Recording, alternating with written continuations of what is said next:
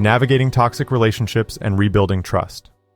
While I get this sentiment entirely, it's okay to let people go, especially when they have been nothing but toxic to you. The hard part is not allowing them to make you feel guilty for making a decision that doesn't fit their agenda but increases your quality of life. There's something else to consider before throwing someone away. While it's essential to prioritize our own well-being and remove toxic people from our lives, it's also essential to approach the situation with empathy and understanding. The person may not realize the impact of their actions and could benefit from honest communication about how their behavior is affecting you. It's important to remember that we are all human and capable of growth and change, and sometimes it takes a difficult conversation to create positive change in a relationship. However, if the toxicity persists despite efforts to communicate and improve the relationship, it's understandable to prioritize your mental health and decide to let them go. That being said, the amount of time needed to improve communication and fix a relationship can vary depending on several factors, such as the severity of the issues, the willingness of both parties to work on the relationship, and the level of commitment to making changes. This process has no fixed time frame, as each relationship is unique and may require different amounts of time to improve. However, it is essential to note that communication and relationship improvement requires ongoing effort and commitment, and it may take longer than expected to see significant progress. It is also essential to prioritize open and honest communication, active listening, and a willingness to compromise and make changes. If both parties are committed to the process and actively working towards improving the relationship, then progress can be made over time. Many individuals tend to quit when encountering difficulties, but hardship is subjective. It's essential to keep in mind that something you perceive as a hardship may be insignificant to your partner. It is difficult to determine a specific amount of time for improving communication and fixing a relationship. Focusing on consistent effort and commitment toward making positive changes and maintaining open and honest communication throughout the process is crucial. Working on an existing relationship is often better than trying to find the perfect person. This decision to work on a current relationship is often better because there is no such thing as a perfect person, and every relationship requires effort and work. Whether romantic or not, relationships involve two individuals with unique experiences, perspectives, and personalities. It is natural for disagreements and conflicts to arise, but how couples handle these situations determines the strength and longevity of the relationship. When couples invest time and effort in working through challenges, they develop a deeper understanding and appreciation for each other, which can lead to a more fulfilling and lasting relationship. On the other hand, searching for the perfect person can lead to unrealistic expectations and disappointment. No one can meet every expectation, and seeking perfection often results in a cycle of constantly searching for something that doesn't exist. Now let's talk about betrayal. Something very poignant for me in that I was utterly betrayed by the person I thought might actually be my soulmate, if you will, even though I usually don't believe in such a thing. Rebuilding trust after a betrayal can be challenging, but it is possible, aside from the person with a personality disorder they aren't working on. There are several steps your ex-partner can take to demonstrate that they have changed and is committed to earning back your trust. Here are a few suggestions.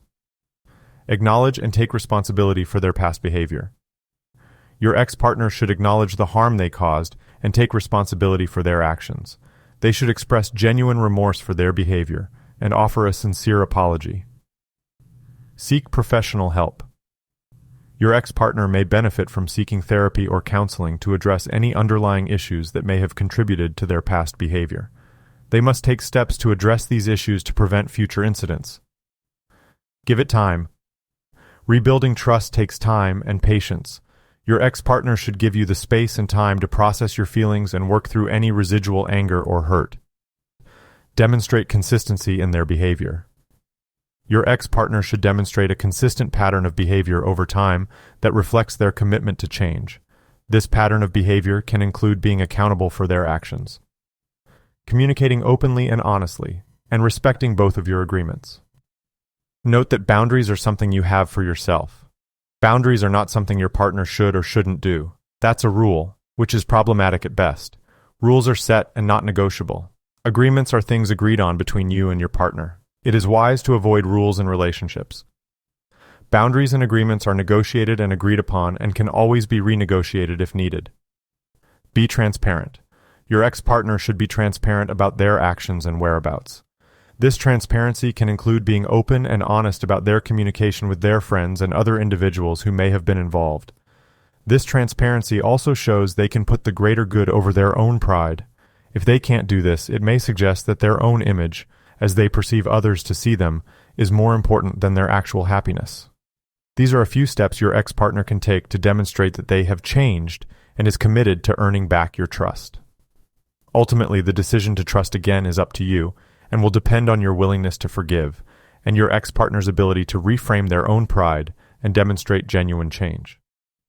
In conclusion, working on an existing relationship can be more rewarding than seeking the perfect person. Couples can grow and strengthen their relationship with effort and commitment, leading to a far more fulfilling and satisfying life together. References used for today's episode are as follows. Our first source is a research paper called The Suffocation of Marriage: Climbing Mount Maslow Without Enough Oxygen by Finkel et al. Next up, we have The 7 Principles for Making Marriage Work by Gottman and Silver, which offers practical advice for building a strong and healthy marriage.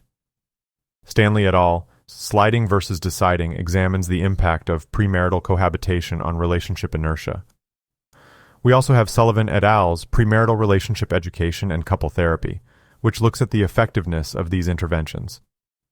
Finally, we have Murray and Holmes' The Mental Ties That Bind, which explores the cognitive structures that predict relationship resilience. Suppose you're looking for resources for rebuilding trust, specifically after a betrayal.